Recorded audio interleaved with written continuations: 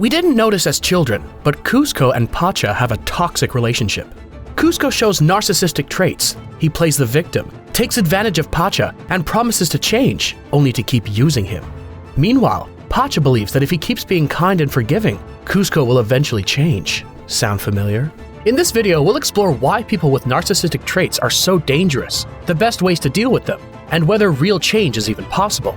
We'll also look at what it really means for Kuzco to become a llama. But to understand that, we need to go back to the beginning, when the llama has hit rock bottom. It's all alone, deep in the jungle. It starts to rain, and at least there's one small comfort. No one will hear it cry. But it wasn't always this pathetic. On the contrary, this llama was once a powerful human, the emperor. He was the kindest, most charismatic guy in the world, until, for no reason at all, people decided to ruin his life. His name is Kuzco, and from the moment he was born, he was treated as what he believed he was, the center of the universe. He lived in a palace, with servants ready to wait on him and fulfill his every desire. If he didn't like a toy, it was replaced instantly. He never had to wait. He never had to try. After all, he was the emperor, the most important person of all. The years go by, and Kuzco remains on top.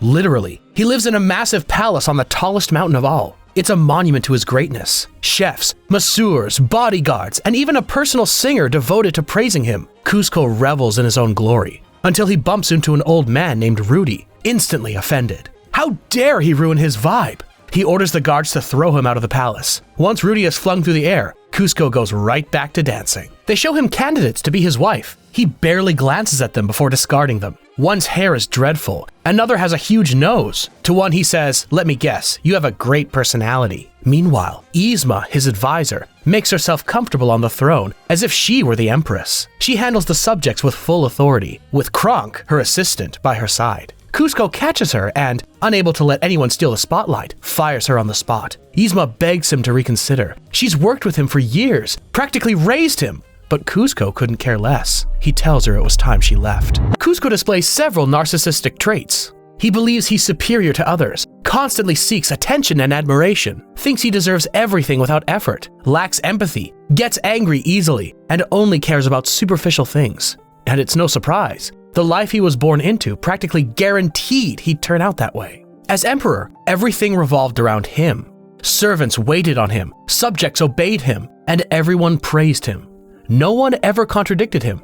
Over time, Kuzco came to assume that's how it should be. He was the center of the world, and everyone else was there to serve him. Pacha, a villager, arrives at the palace because the emperor summoned him. Kuzco gets straight to the point. He needs Pacha to help solve a little problem with his village. Pacha proudly explains that his people grow all the food consumed in the palace and raise all the llamas used. Kuzco nods, but he's not listening. He pulls out a miniature model of the village and comments on how beautiful it is. Pacha feels flattered and starts telling him that his family has lived there for 6 generations, on top of the hill. Kuzco asks where the sun hits hardest. Pacha points to the spot. The emperor says it's perfect. He can leave now. Pacha is confused. Why did he want him to come? Kuzco tells him it's simple. He's going to build his summer home, Kuzcotopia, right on that hill. It's a birthday gift from him to himself. He just needed to see where the pool would go. Pacha is speechless. Where's his family supposed to live? What about the rest of the villagers? Kuzco shrugs. Don't know, don't care. Pacha tries to protest, but the guards stop him. Kuzco steps in and makes it perfectly clear. Tomorrow, once he gives the order, his summer home will be built there, and there's nothing Pacha can do. How is he going to explain this to his people? What Pacha experiences with Kuzco is a clear example of how difficult it is to deal with someone with narcissism. Because they feel superior, they look down on others, as if people were only there to serve them. Lacking empathy, they can use and exploit others without remorse. Since they need constant validation, they can't tolerate being questioned. Any disagreement is seen as a personal attack. Because they anger easily, others end up giving in, adapting, and staying silent to avoid conflict. And since they believe everything is owed to them, they expect admiration, support, and sacrifice from others, but never give anything in return. The relationship becomes completely one-sided. One gives everything, the other gives nothing. Over time, the one who always yields puts aside their own needs, their self-esteem erodes, and little by little, they grow used to living for the other until they completely lose themselves.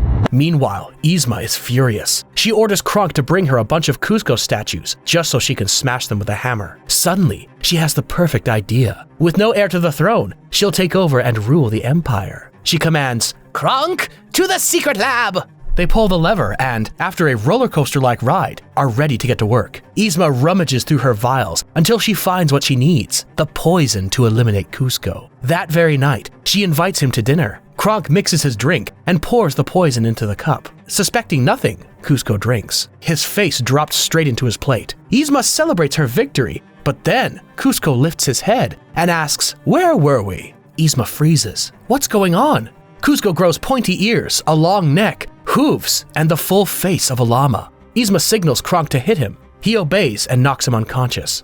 Why is he a llama? He's supposed to be dead! Kronk checks the vial, and there's a problem. Instead of poison, he used the one that turns him into a llama. Yzma orders him to get rid of Kuzco. Kronk stuffs him into a sack and tosses him into the river, straight toward a waterfall. Problem solved. But as soon as he turns around, his conscience starts to bother him. A little angel and devil appear on his shoulders to weigh in. They argue for a bit, and Kronk decides he can't let him die. He catches the sack and saves him, but he trips over a cat, and the sack goes flying, landing right on Pasha's cart. Just as he's leaving the city, Kronk tries to catch up, but loses sight of it. He prays Yzma never finds out. Pasha begins the long journey home. The Emperor made him travel all that way, only to steal his home. When he arrives, his wife, Chicha, who is pregnant, and their 2 children are waiting for him. Chicha, excited, asks how it went with the Emperor. Pasha makes up a story. Kuzco didn't see him. She is furious. How could he make him travel all that way and not even see him? Pasha looks at his home, the carvings in the wood that have been there for generations. He hasn't even said goodbye yet, and he already misses it. Chicha notices this and questions him, but Pasha says he's just tired. He heads out to put his llama, Misty, in the corral. Suddenly, he notices something moving inside the sack. He opens it and finds a llama. Pasha looks at it tenderly and begins to pet it. But then, the llama speaks. The Emperor looks at himself and panics, and then he sees Pasha. He recognizes him instantly. It must have been him. He turned him into an animal to get revenge. Pasha assures him that it's not true. Kuzco eyes him suspiciously, but can tell he's telling the truth. Still, it doesn't matter. What he needs now is to return to the palace. Surely, Yzma will help him. He straightens up and orders Pasha, "Hey you, we've got no time to lose. Take me to the palace." Pasha hesitates for a moment, but then finds his courage and says he'll only help him on one condition, that he build Kuzcotopia somewhere else. Pasha is kind and helpful, but he's learned that with Kuzco, that only leads to being walked over. He chooses to respect himself and set boundaries. If Kuzco won't help him, he won't help Kuzco. When dealing with someone with narcissistic traits, there are 2 key things to keep in mind. First, respect yourself. This means recognizing your worth, being aware of your needs, and not pushing them aside just to please others. Stand firm in what you want, because if you don't prioritize yourself, the other person certainly won't. Second, clearly identify your boundaries. Boundaries are not whims. They're a way to protect your well-being. It's not enough to feel that something is unfair. You have to say it and act accordingly. Setting a boundary is not selfish, it's self-respect. Kuzco mocks him and says he doesn't make deals with peasants. He turns and walks away.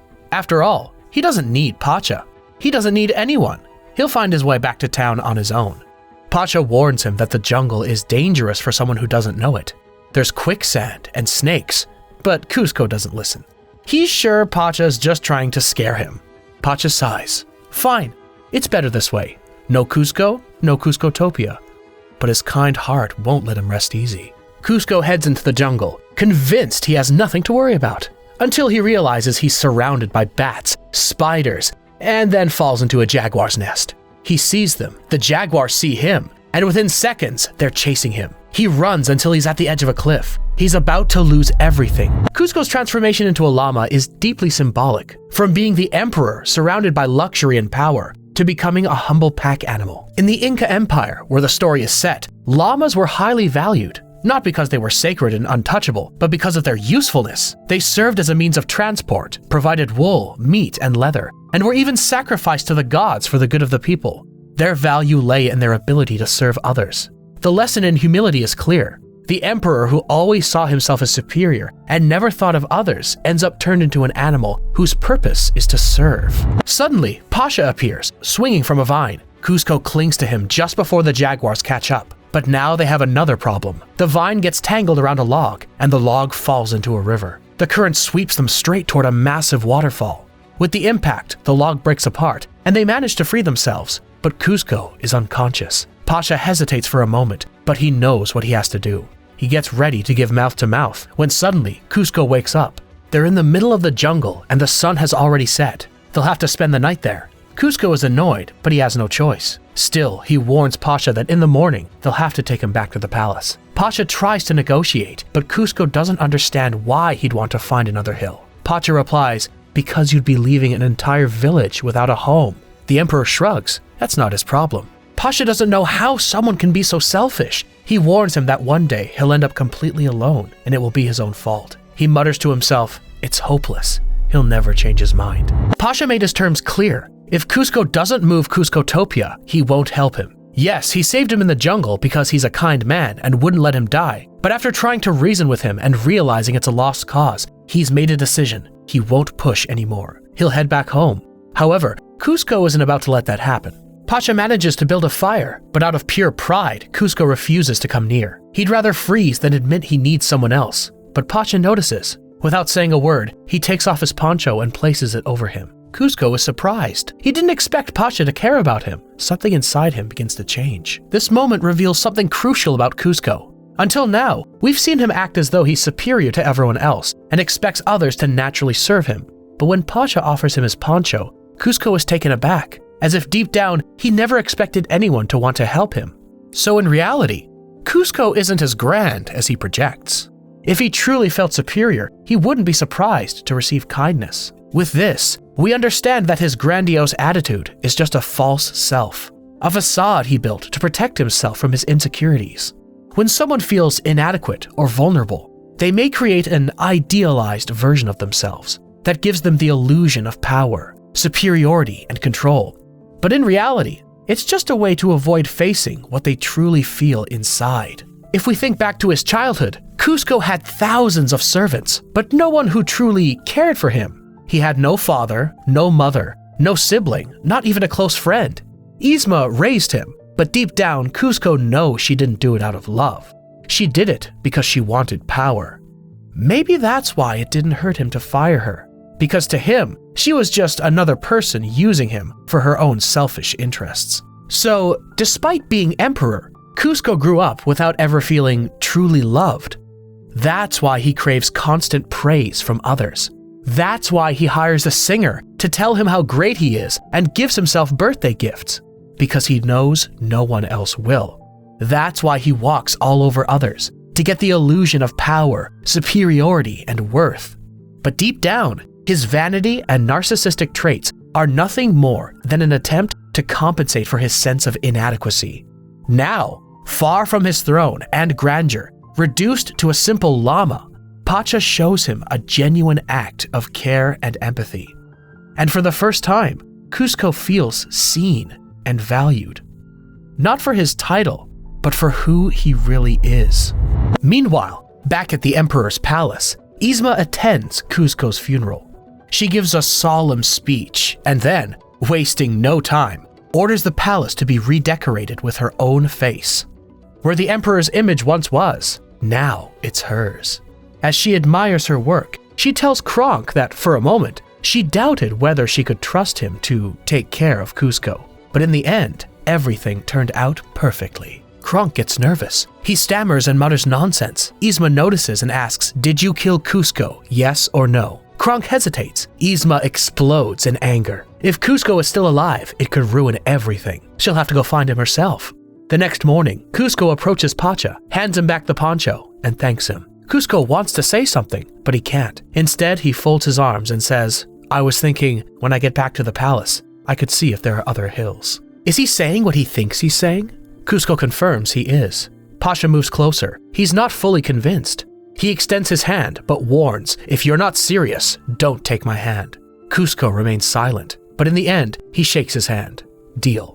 Pasha smiles. He finally got what he wanted. He knew staying with Kuzco would be worth it. What he doesn't see is the cynical smile on the emperor's face. After hours of walking, they're about to reach the palace. All that's left is to cross a bridge. Everything's going fine until one of the boards breaks. Pasha falls and ends up hanging over the cliff. He shouts for Kuzco's help, but Kuzco just looks at him with a malicious grin. He ignores him and keeps walking. Pasha can't believe it. What happened to the promise? Kuzco simply tells him that he lied. He only said what Pacha wanted to hear. Once they got to the palace, he was planning to have him arrested. This behavior is common in people with narcissism.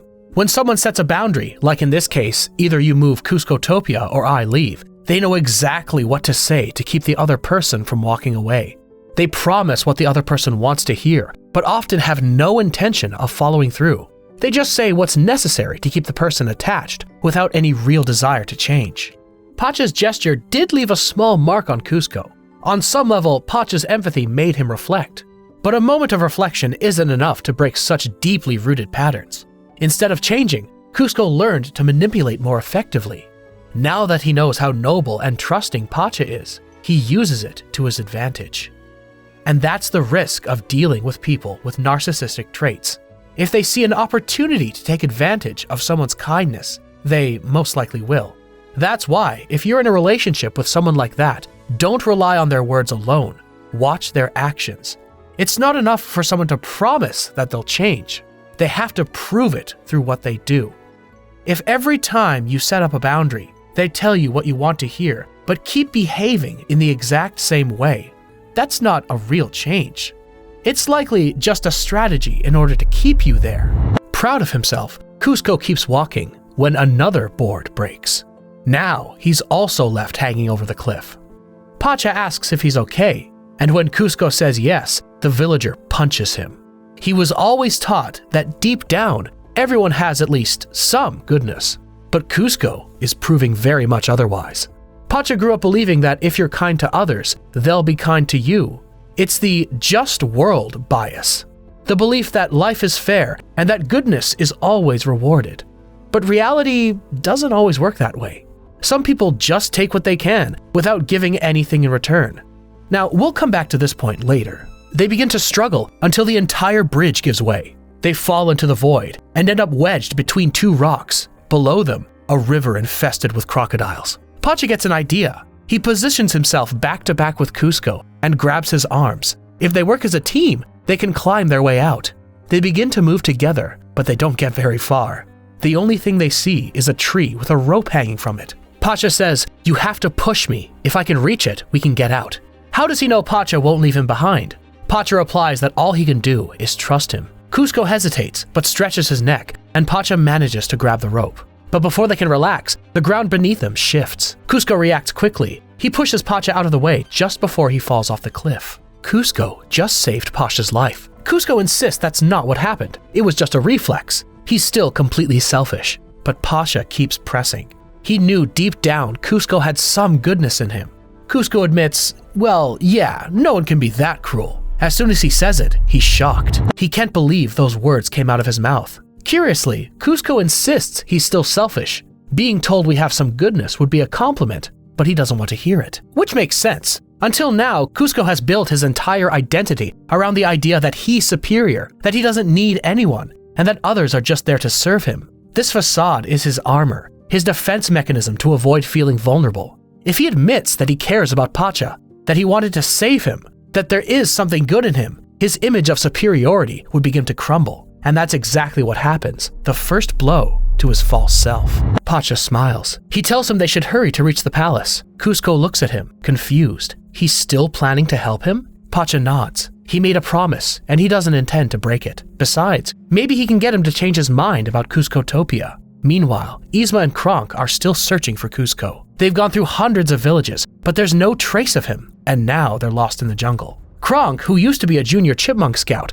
talks with a squirrel who tells him a talking llama passed by. It points them in the right direction. Kuzco and Pacha find a restaurant. Since they don't allow animals, the llama disguises himself as a woman and pretends to be Pacha's wife. They start laughing, relaxing and chatting. But Kuzco, who's not used to commoners' food, decides to go to the kitchen to see if the chef can make him something a little more suited to his standards. Right at that moment, Yzma and Kronk arrive at the restaurant. They sit at a table and start discussing their plan to eliminate Kuzco. Pacha hears them. He runs into the kitchen to warn him. He gets him out of there and tells him what he just heard. He describes the people, and Kuzco recognizes them. Pacha insists they've come to eliminate him. But Kuzco laughs. That's ridiculous. They love him. They die without him. Pacha tries to reason with him, but Kuzco thinks he's figured it all out. The only thing Pacha cares about is his hill. He doesn't want him to find his friends. He wants to abandon him in the jungle so he can never build his summer home. Pacha assures him it's not true, but Kuzco ignores him. In reality, Kuzco is just projecting his own way of behaving.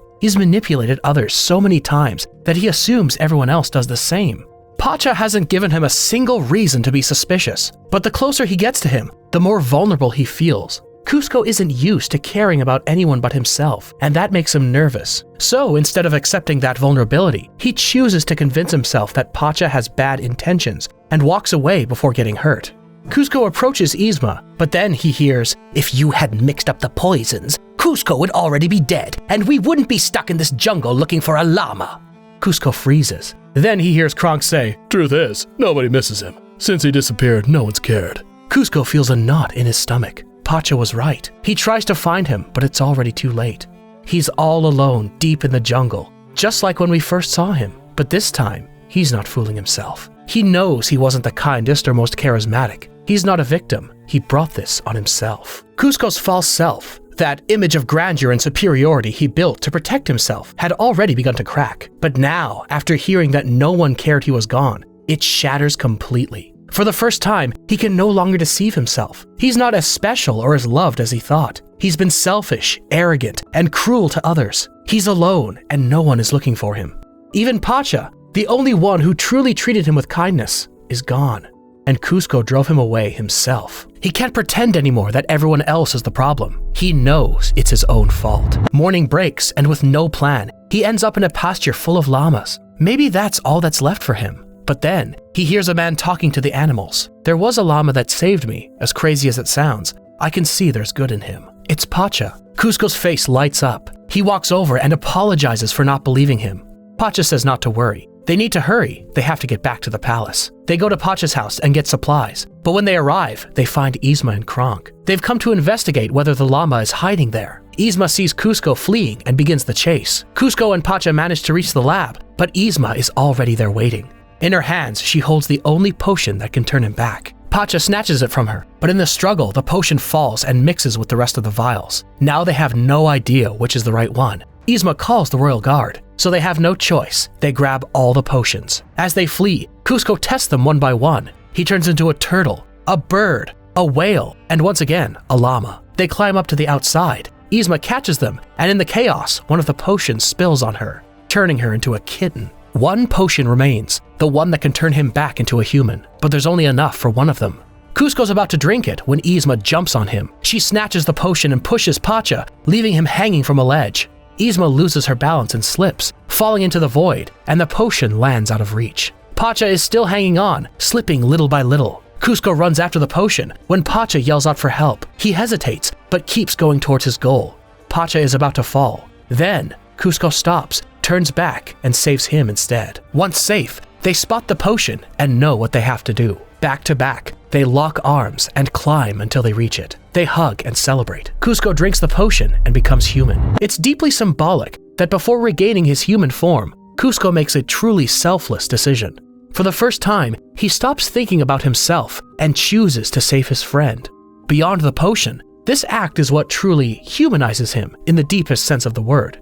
It turns him into someone capable of caring for others, of acting with compassion, and of seeing another person as his equal. Kuzco begins to make amends for his mistakes.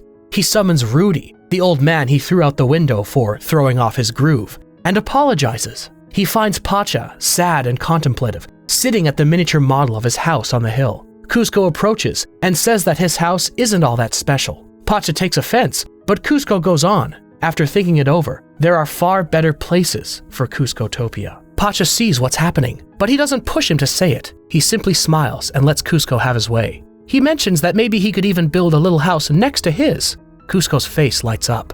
Though he doesn't say it, he loves the idea. Kuzco manages to acknowledge that Pacha's wishes matter too. For someone with narcissistic traits, that's a big step, because it means he's developed enough empathy to look beyond himself and consider how his actions affect others. Still, it's hard for him to admit it. Instead of saying, "I was wrong" or "I'm sorry," he prefers to frame it as a simple change of opinion. It's a good ending because it delivers a relatively realistic message. People with narcissistic traits don't just change overnight. They might improve in some areas, but that doesn't really mean that they abandon their patterns immediately. Yet even so, This ending, which tries its best to be balanced and not entirely perfect, is still more optimistic than what usually happens in real life. Those who've had parents, siblings, friends, acquaintances, or partners with narcissistic traits know just how exhausting it is to wait for change. Now, it's not impossible, mind you, but it is rare. And when it does happen, it often comes at the expense of those around them.